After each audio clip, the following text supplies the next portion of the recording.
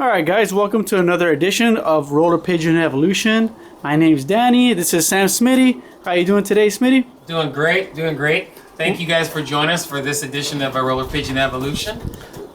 We've got a bunch of questions that people have been asking, so Danny, go ahead. Alright, first question is from JL185. He asked, what do you use for food, water, and grit? JL185, okay, great question. As far as your first question, what do I use for food? If I'm breeding birds, I'm going to be using pellets. If I'm flying birds, I'm going to be using your standard grain mix or a 50-50. And a 50-50 is going to consist of 50% Milo and 50% wheat. Those two grains, and that's it. That's what's in a 50-50. This is your standard mix of about 15-16%. All right. Okay. So what do you use to put them in, Sam? Oh, okay. So as far as what I'm going to put it in for my pellets, because I'm breeding birds, this is what I use. This little container right here. Oop. Maybe I should lock it down there. So I drill a hole in this little container.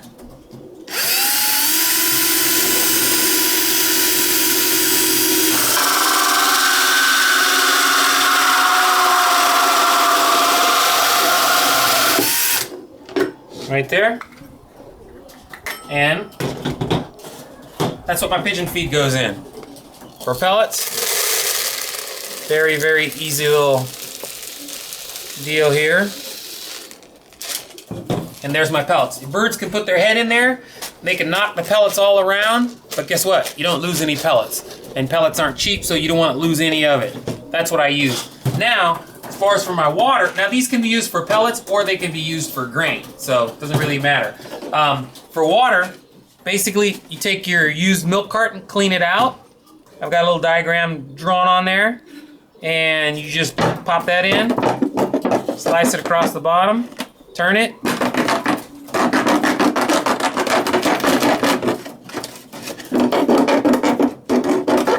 And there's your water container.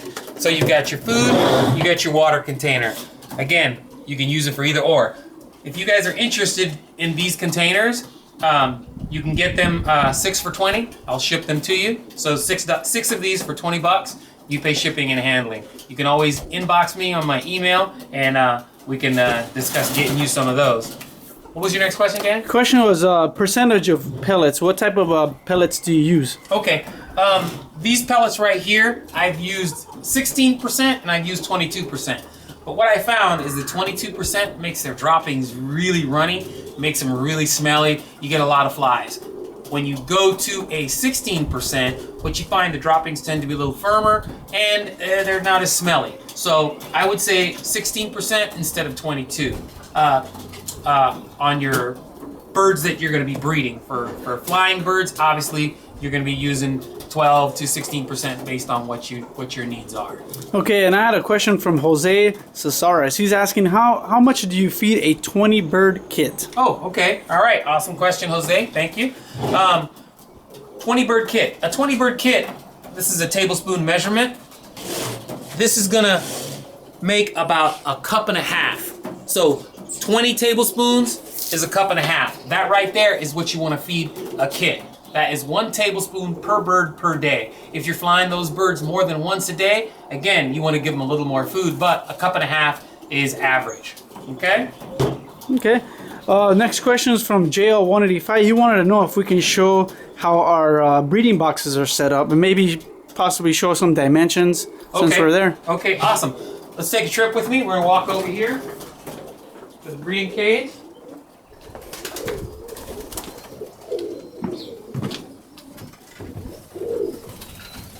All right, JL185. This is your basic individual. We got 2 birds in there with some youngsters, beautiful little youngsters. Matter of fact, take a look at this. A little black and white with heavy bronzing in his wings there. And his nest mate, a little red and white side, beautiful little bird. I'll show you the parents really quick. The mother is a dark bronze check. She's got a lot of bronzing here. And the father is a little black and white side. Tiny little cock bird. Now, this particular individual, your size on it, you're looking at depth 16 inches. You're looking at width 24 inches. And depth of the cage all the way to the back, you're looking at another 24 inches. Okay. So, once again, Height. your height is 16 inches, your width is 24 inches, and your depth is going to be 24 inches, okay? All right, can we look at, can you put the water and the food in there so we see Sure. what it looks like? Sure, definitely. So your food sits right in there like that. Your birds have access from this point. Your water, we just made that one. It's gonna go right there. So your birds still have plenty of room to walk around. They can stand in between. They can get water. They can get food. Still get back to their babies. They got 2 nest bowls in the back. The other question they had was about the trays. You got your trays, your stainless steel tray, which is what this one is, which is going to be 20.5 inches by 20 3/4 inches with a 1.5-inch lip. Now, you can go and Google in your particular area any of your sheet metal workers or sheet metal fabricators in your area. So just Google sheet metal fabricators. Now, they can make these out of stainless steel.